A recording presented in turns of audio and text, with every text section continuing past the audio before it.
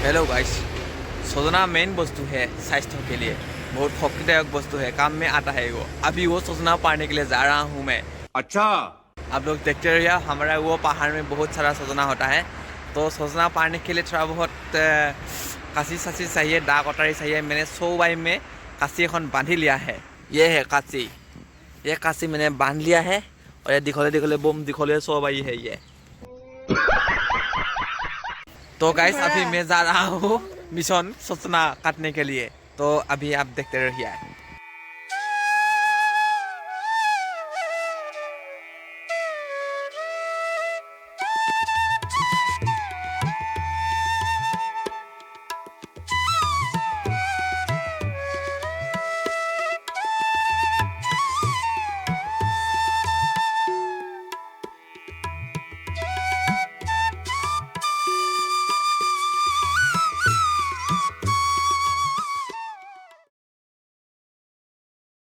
এইডাল গছ, কোনডাল গছ?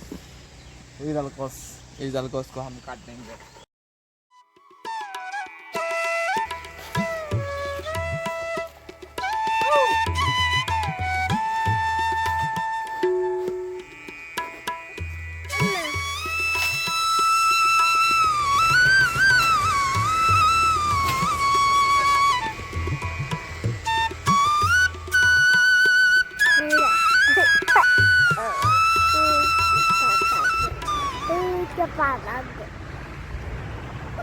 ना मिला।